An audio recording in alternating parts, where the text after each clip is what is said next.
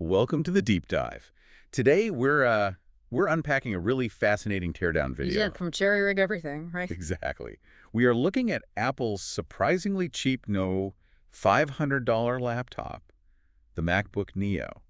And well, specifically, we're trying to figure out if this budget machine is actually just a smartphone hiding inside a, what did he call it? A famished flamingo pink chassis. Yeah, famished flamingo. I mean, it's a perfect description of that color.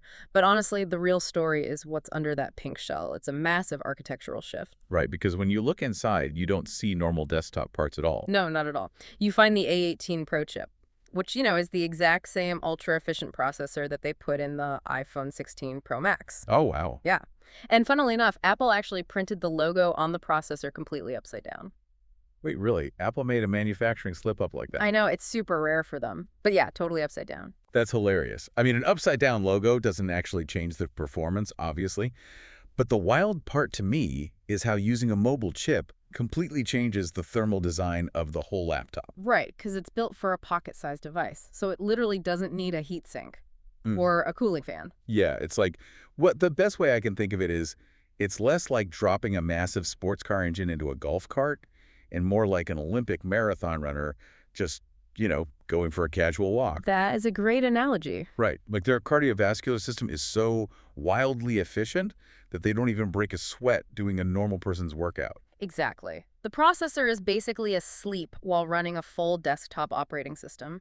It completely evaporates the barrier between mobile and desktop computing. We are literally using pocket architecture for full-scale productivity. And it doesn't melt down, which is the crazy part. Okay, so ditching the fans and the heat sinks definitely saves some money, but I mean, that alone cannot drop the retail price to $500. No, definitely not. There has to be some major structural compromise to hit that number, right? Yeah, and it really comes down to how they build the body itself. So historically, Apple uses CNC machining. Right, milling those laptop bodies out of solid blocks of aluminum. Exactly, which wastes a ton of material and machine time.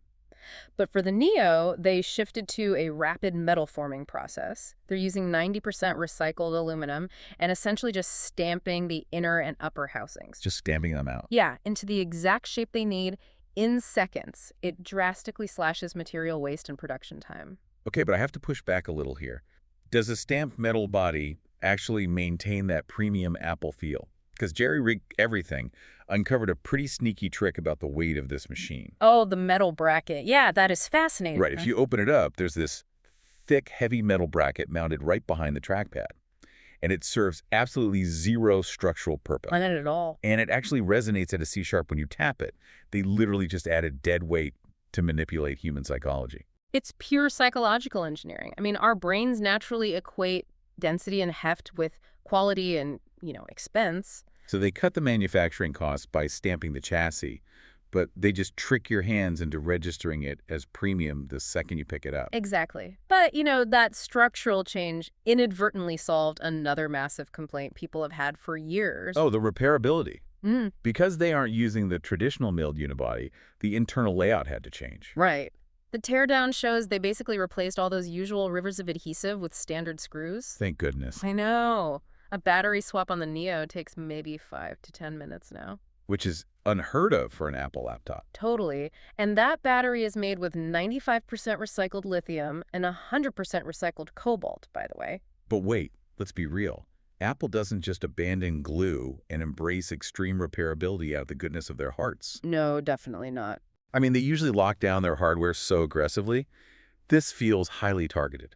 If you combine a $500 price tag with hardware that a school IT department can fix in 10 minutes, They're going after the education sector. they have to be.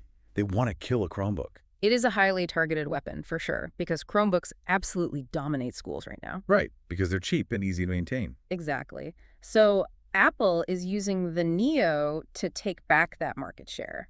Because if you get a middle schooler using a MacBook, you lock them into the Apple ecosystem at a highly formative age. It makes total sense. Yeah. But for you listening, this is actually one of those rare instances where corporate market share wars work out in your favor. Yeah, absolutely. Whether you're a student or you just need a reliable machine for browsing, you finally get affordable, highly repairable hardware from a premium brand. Because competition forces adaptation.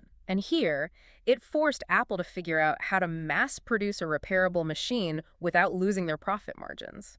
It definitely makes you look at your hardware differently, though. Oh, for sure. I mean, if our laptops are now literally just ultra-efficient smartphones on the inside, stumped with artificial weight to trick our brains, how long until we just abandon the laptop shell entirely? That is a really good question. Right. Like, are we just a few years away from carrying around our phones and simply docking them into dummy screens and empty keyboards? Something to think about the next time you open up your famished Flamingo.